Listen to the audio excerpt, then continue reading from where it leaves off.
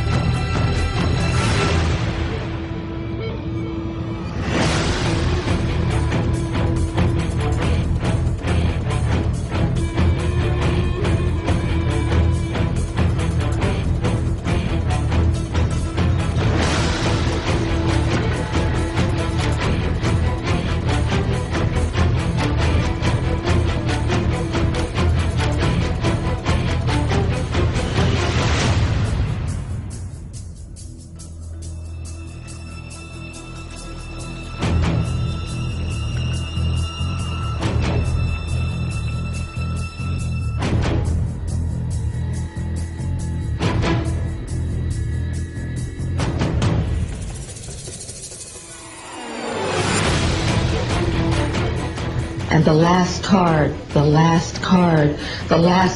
would be the extraterrestrial threat.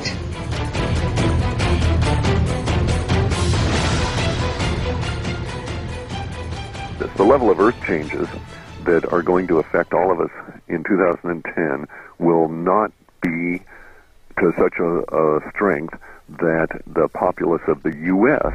will be overly concerned by them. Yeah, it's going to be horrific. We're going to have big earthquakes, giant tornadoes, huge hurricanes, that kind of problem, and droughts and fires. But in the main, it's going to be our social degradation that's got everybody occupied in 2010. But 2011, when the alien war stuff shows up, has told them UFOs caused the malfunctions.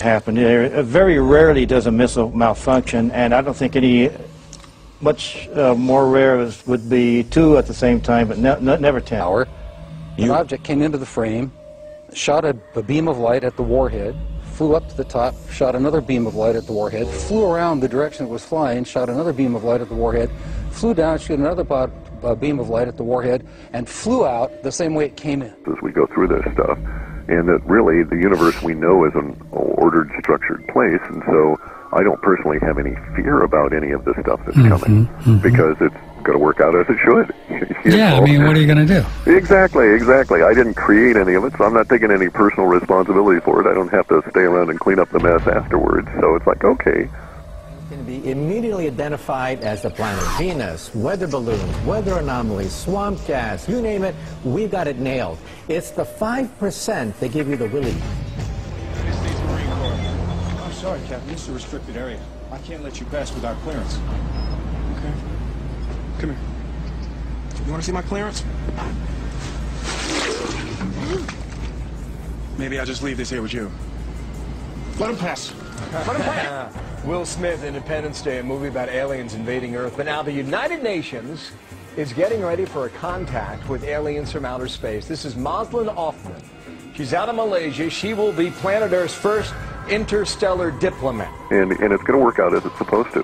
What's interesting for us is the way in which the linguistics suggest things working out is actually beneficial to humans in a long-term sense, that I don't think we've had this potential for freedom for a long period of time, maybe 500 years or more, because this small 1 or 2% is intent on dominating us all, and they'll be gone. And that's going to be good and bad. We're going to go through a period of disruption as we all try and decide, what does the future mean?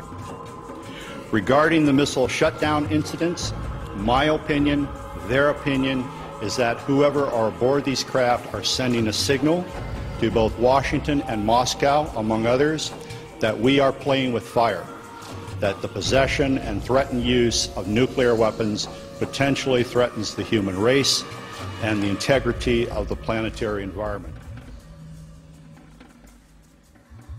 There is a lie being told to everyone.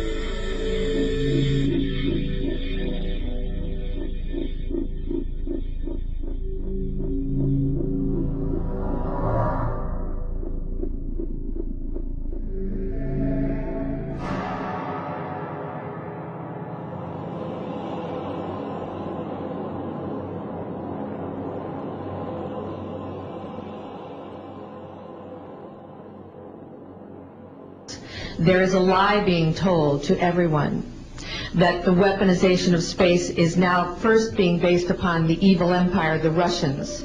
There are many enemies, he said, against whom we're going to build this space-based weapon system, the first of whom was the Russians, which was existing at that time. Then there would be terrorists. Then there would be third world countries. Now we call them rogue nations or nations of concern. Then there would be asteroids. And then he would repeat to me over and over, and the last card, the last card, the last card would be the extraterrestrial threat. And we have witnesses here who have told you that they can shut down our missile silos. They can stop a rocket going into space that's a test. We have witnesses here who have worked in the classified departments who have the courage to come forward here to support what Werner von Braun told me back in 1974 to 77. And the last card, the last card, the last card would be the extraterrestrial threat.